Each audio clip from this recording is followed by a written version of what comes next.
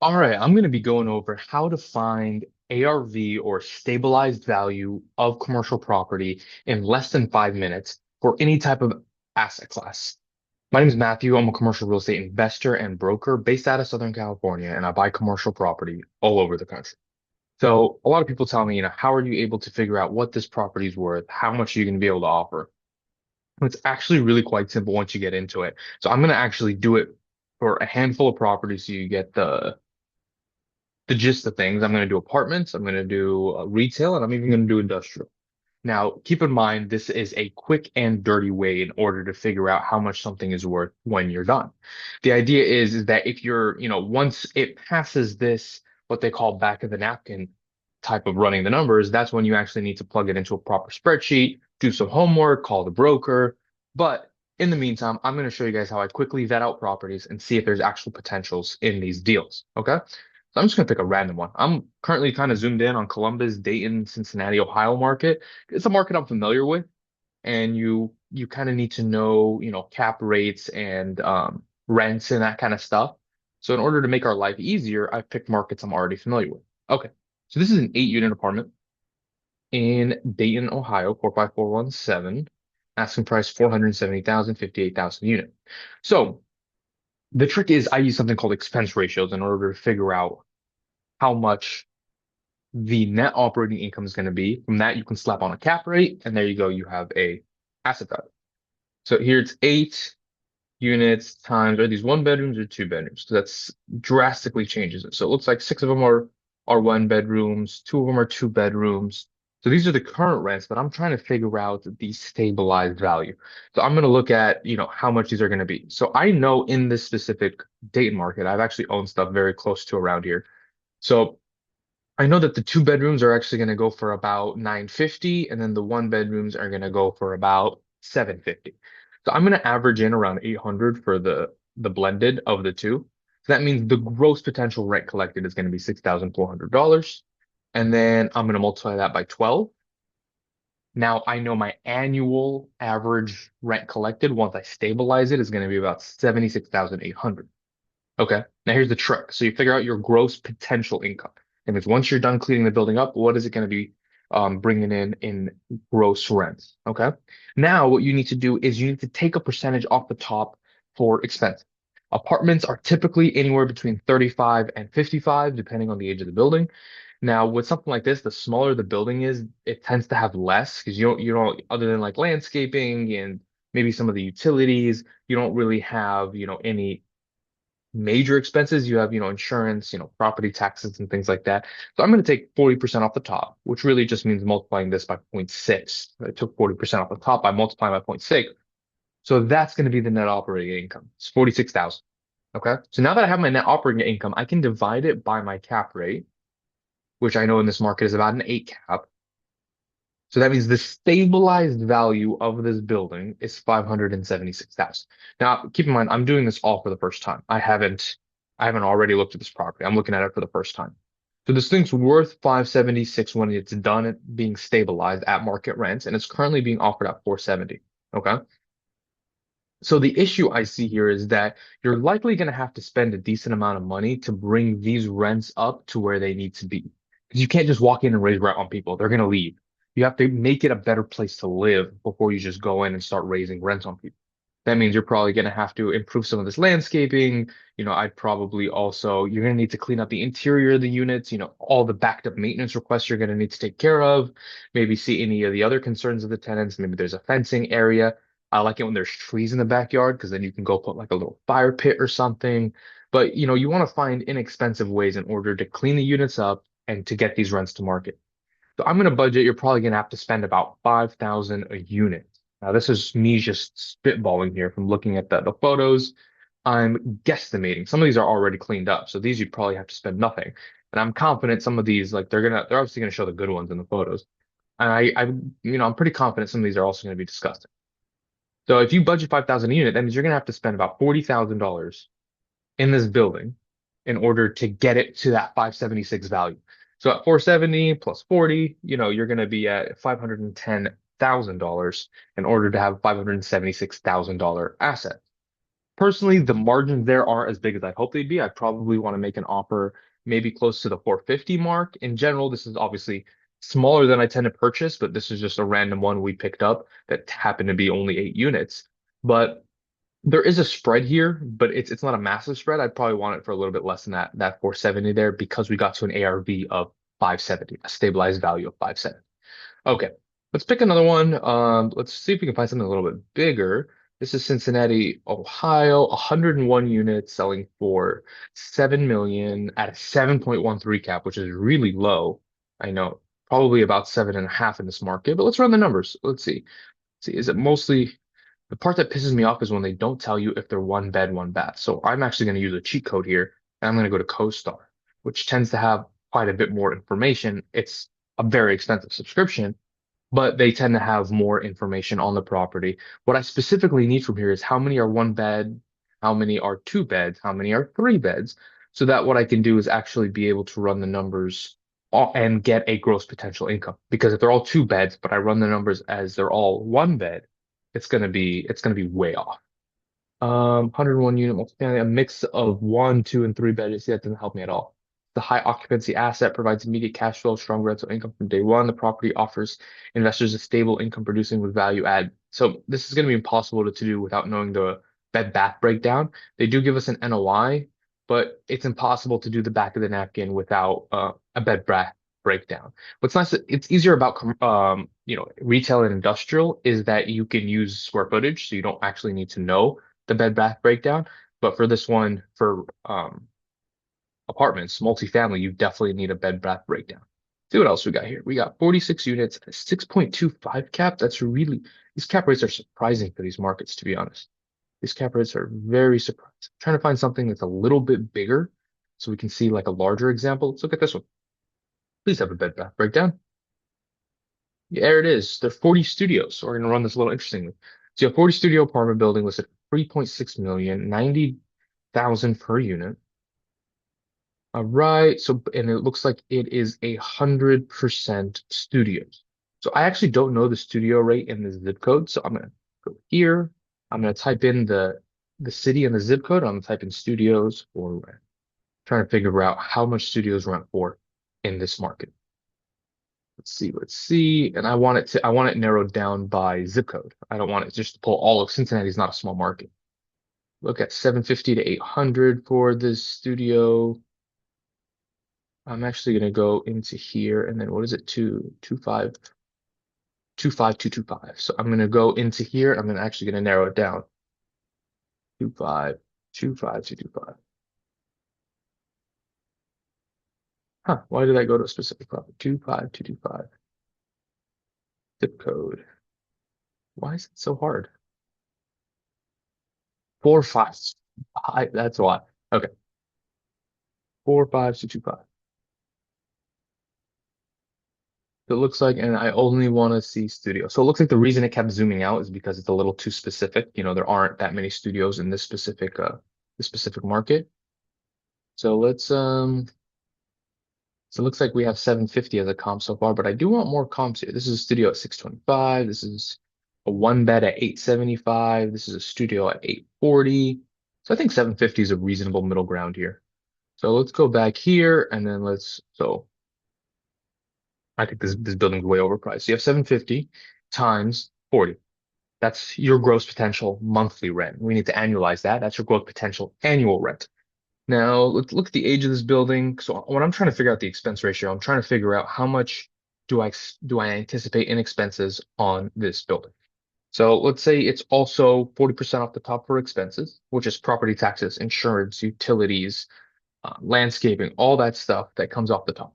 So your net operating income is $216,000 once this thing is stabilized and all the units are rented out at $750. Okay. Now we're going to divide that by the market cap rate. Cincinnati, Ohio is at a 7.5 cap. For that market, that puts ARV at 2.88 million. I can't even imagine why they're selling it unless they're renting it out to students and getting like crazy rents from students.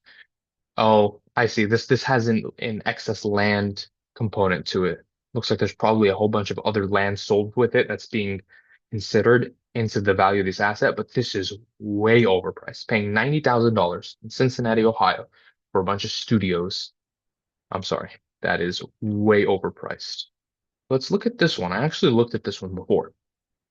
1.9 million, 45,000 a unit. They're selling at a 6.4 cap, which is really low, but I'm guessing there's room to add value here. So let's take a look. You all have mostly studios with a one bed, one bath count. Now they're actually pretty spot on here with these rents. I don't think that's what they're getting right now. I think that is what they're saying the building would get. So let's do this here. So let's say 650 times 31, 20,150 plus 20,150. So that is your monthly gross potential rent. That is your annual rent. Again, we're going to take 40% off the top. It's it's not a really old, it's a pretty old building that says it was renovated in 2022. It looks to be in fairly good shape. Obviously, this is going to change once I you get the property under contract. But taking 40% off the top, I'm looking at $204,000 in net operating income once this thing is stabilized. I'm going to divide this by 0.0775 cap. As you can see, the cap rate is actually higher here because Dayton is a tertiary market, while I consider Cincinnati, like the deal before, a secondary market. So that gives us an ARV of 2.6 million. So this actually has potential here. If you can get the property to these rents without spending a ridiculous amount of money, there's actually some margin in this deal. Their rents right now, they're saying it's at a 6.4 cap. So I know their rents are absolutely atrocious because that means they're saying 1.9 times 0.0640. That means they're only getting 121,000 in net operating income. And the idea is you want to be able to nearly double that through stabilizing the asset. So this one has potential because there's a decent sized gap between the current asking price and the stabilized value of 2.6 million. So this is definitely something to look more into. So by doing this, within a few minutes of looking at this deal, I'm able to see, is this potential? Does it have potential, or is it way overpriced and I need to move on? All right, so let's move into retail. I'm going to stay in the same market, but let's switch over to retail properties now. Nice thing about retail is you don't actually need to know the bed bath breakdown. You just need to know the square footage. Now there's a lot of retail in here, so I'm actually going to narrow it down to strip centers because when it comes to these single tenant buildings, it's more about comparables than it is about the square footage and all that. It's more like, okay, what did the building nearby sell for on a price per square foot? And where is strip centers? Strip centers, strip centers. Hmm, that's surprising. Storefront retail office. Is it right in front of me? There it is. Shopping centers. I didn't realize it was this whole other thing. Okay, so here are some strip centers. Let's dive into one. Easy. What market is this in? Huh, it's kind of a little bit in the middle of nowhere. So what we're going to do here is we're going to look at this building, 13,840 square feet. It looks like it is a Walmart shadow anchor, which means like it is to the left, to the right, to the front of it is near a Walmart, and the Walmart attracts tenants here, which will feed off into the building, what we call a shadow anchor. So some people say, oh, it's not a shadow anchor because it's not directly in the same plaza, but absolutely the traffic to this Walmart, for example, if someone wants to buy smoke products or someone needs to head to T-Mobile or someone wants to do their nails, they go to Walmart. When they're done, they stop by this plaza next door and do their nails. Okay. Now, it's actually, in my opinion, a lot easier to get ARV or stabilized value on these retail buildings than it is with apartments. You don't really need bed bath count. You just need to know what does stuff rent for in this market right here. Okay. So I'm going to grab this zip code, Washington Courthouse, Ohio. I'm actually not that familiar with this market, but I'm going to go here and I'm going to type in retail for lease. I want to know what is stuff leasing for in this market. No numbers, no numbers. So this is leasing for $12 a square foot. Not a lot of data here. So it's, as you can tell, it is a really small market. Yeah, there's not a lot of data here. Let's see what CoStar. Again, I'm going to use the hack that I have access to CoStar. CoStar will give me more rent data. Preferably, it's a more populated market so that you can actually go here and be able to see comparables. But I only see one comparable, 900 square foot office retail for $12 a square foot. But this isn't really a good comp. This would be a good comp right here. But as you can see, they're not advertising square footage. I'm going to use CoStar here. Let's see, CoStar. So they're asking 2,075,000. It's sold for 1.75. Average rents are saying 16 to 18. That's actually not bad. This thing was built in 2007. As you can see, it's the main corridor here of this whole town is literally right here. And that's the building right there, I believe. It's to the left of the Walmart. I believe it's this building here. Was it this one here? Okay. So I'm going to use 16 as my price per square foot. And I'm going to do the same thing. Okay. I'm going to see 13. I'm going to multiply 16 times 13,840. So this is the amount of rent I should collect per year. Okay. Now, the expense ratio is a little bit different when it comes to retail because these are expected to be triple net leases, but I still take 10% off the top because you're going to have some slippage in the triple nets. I'm going to multiply this by zero point 0.9. That means 10% of the money collected is not going to be able to get reimbursed through triple nets. That means you're going to have about a $200,000 net operating income. Divide that by the market cap rate. Now, this is going to be a little tricky because it's a tiny market. I'm actually going to use an 8 cap, which is pretty rare for me to use an 8 cap. But because the market is so small, someone's going to have to get an attractive yield on this property in order to purchase it. That puts an ARV of 2.5 million, which is a little too close in my taste to the asking price. So they're asking 2,075,000, and I have ballpark ARV here at 2.5 million, which tells me like the asking and the stabilized are too close together. Probably won't be making an offer on this one unless I send some distress and I can get in at 1.7, 1.8 million and stabilize it at 2.5. And I'd also want to look at the rent roll at some point. If I see a big gap here between the asking price and the stabilized price, at that point, I want to go and look at the rent roll and make sure there's gaps there where I can take the rents to market, make sure they're month to month or, close to expiration. Because you don't want to buy this property and they all have really long leases. So you're not gonna be able to take the rents to market and really add that value because you have to wait out the leases. So that is a quick retail example. We'll run through one more really fast here. So you have, 78% leased building in Kettering, Ohio, L-shaped. King Ridge Center in Dayton, located in Miami Township, just south of Dayton Mall, easy access and ample parking. So let's see here. So we have 20,175 square feet. Now, what we want to know is how much does stuff lease for in this zip code. So again, I'm going to do this. I'm going to type in retail per lease. Let's see how much. Keep in mind, I'm looking at similar quality stuff. So this is like a B minus building. So I'm looking for stuff that's similar. Okay. No, this is definitely not a B building. Again, I want to narrow in on the zip code. I'm not just looking for that general neighborhood. I want to get down to 45458, which is the actual zip code. Narrowed in. So these are ones that are on that same area there.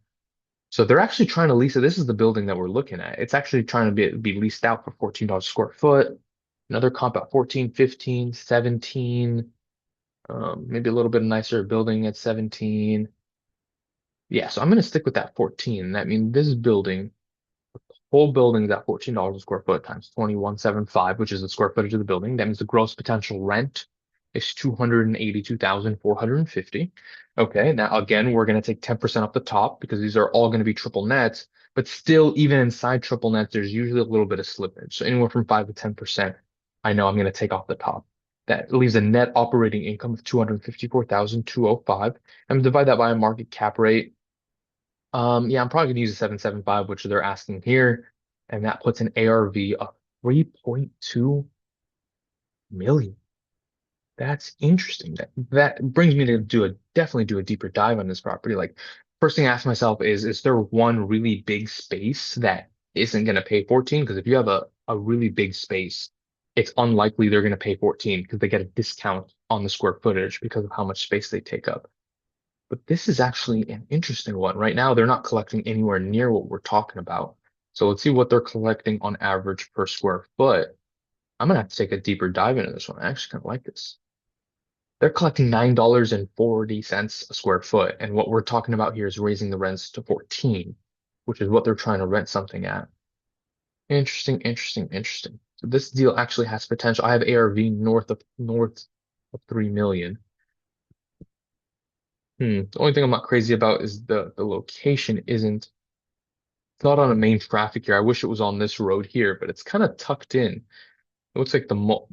I guess the big question would be, what is the performance of the mall? Because if the mall's doing well and bringing in traffic, but I doubt a mall in a tertiary market is killing it.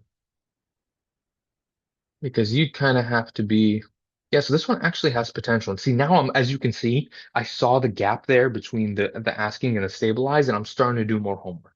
How is this mall performing? What road is it on exactly? How old is the building? Because I see that difference there between the stabilized and the ARV. Okay. Lastly, I'm going to do a quick one with industrial. I'm going to do one industrial deal for our industrial investors out there. This is how I quickly figure out what is the after repair value of industrial. Now, where are my industrial deals? All right, industrial. Let's see here. There's a lot of industrial going on here. Now, obviously, I'm looking at industrial from a rental perspective. Now, it's very hard to find industrial that has good margins because of the owner user component of it. Like you could have someone, you're also bidding against people that want to buy this building in order to occupy within it. All right, so here we have a distribution facility, 16 dock doors, great clearing height, which is good. That's considerations you take into industrial. You want to make sure that you have enough land for, vehicles to maneuver. You have a lot of dock doors, which are these doors over here. It's the same idea. I want to figure out what do industrial rents get for in this market right here. So I'm going to grab this right here and I'm going to put search and I'm going to put industrial for lease. And then I'm going to go here. Let's see what spaces are getting for. Oh, they're actually trying to lease this at $7 a square foot. That makes my life easy. What I don't like is this is a really small market. So that tells me I'm gonna have to sell at a pretty high cap rate. I'm gonna slap an 8 cap on it because it's kind of in the middle. So let's say they do get a tenant at that, what was it, $7? Yeah, let's say they do get a tenant at the $7 they're asking, right? So if they get a tenant at the $7, 13,270, oops, 13,275 times seven. That is their net operating income. I'm only going to take 5% off the top. Industrial, typically, when you have a single tenant net lease building like this, it's a lot easier to make sure they're paying all the expenses. You typically have less slippage. You might even be 100% of the revenue. So that's going to be your net operating income divided by an 8 cap. Yeah, so there's a little bit of margin in here. If you just get a tenant in here at $7 a square foot at an 8 cap, it's a $1.1 million building. The trick is, how difficult is it going to be to lease it up? How difficult is it going to be to sell it? In my opinion, there's not enough margin here in order to take on the risk of this. It's really a tertiary market. It's a really tiny market. So I'd be careful about this one. Plus, not enough margin here. Let's try another one, maybe in a slightly bigger market like Columbus. We've been doing small markets here for most of these. Let's find a true industrial building. This is a flex building here. Looks like a B class flex building.